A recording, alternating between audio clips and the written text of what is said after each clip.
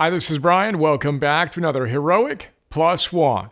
Not too long ago, we featured a couple plus ones on John Wooden and his wisdom.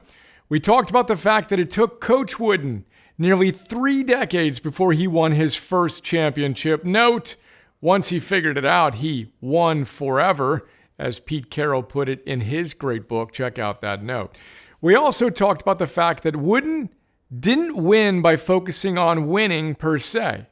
He focused on the 2 things we can control, our effort and our attitude.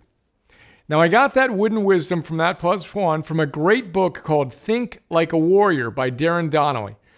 Coach Wooden was the first of 5 coaches the hero in his sports fable meets on his quest to turn his season around.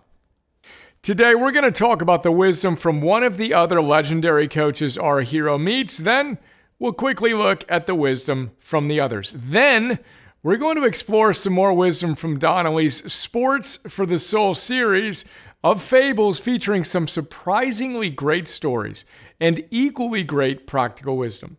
To put it in perspective, I read all 6 of the books in his series in 1 week. They're astonishingly inspiring. Think if Paulo Coelho wrote sports fables, seriously, they're that good.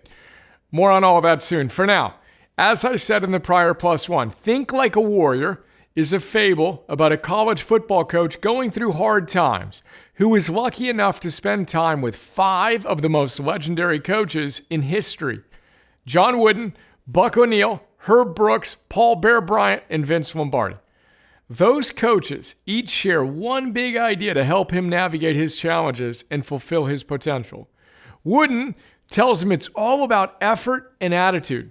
What's Buck O'Neil tell him? Well, first, you might be wondering, who is Buck O'Neil? Well, Buck O'Neil is the second great coach we meet in this great fable. Have you ever heard of him? I hadn't before reading this book. His story is astonishingly inspiring. His grandfather was kidnapped as a young boy and brought to America on a slave ship.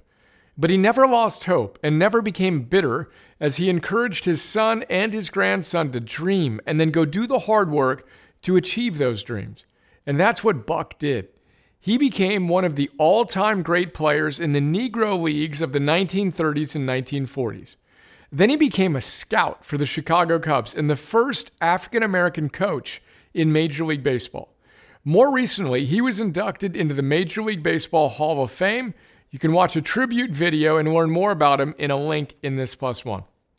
Now, Buck was an incredibly inspiring and joyful man whose enthusiasm and love for life deeply affected everyone he met. And that's what he teaches us in this book.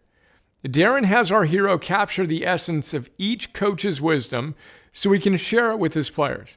Now, this is what the coach wrote down, and I quote, "I love what I do and I attack each day with joy and enthusiasm.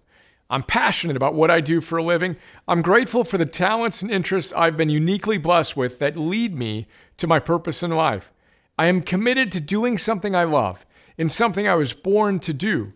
I do not wait for someone to hand me the life I want to live. I go out and create it on my own. My passion for what I do gives me a competitive advantage over those who don't have the same level of passion. I zap negative thoughts and focus on the positive. I find opportunities in every obstacle. Life is good. I am grateful for all the wonderful blessings of my life." And that's today's plus one. Let's love what we do and attack each day with joy and enthusiasm. Day 1, all in with joy and enthusiasm. I say, let's go, hero.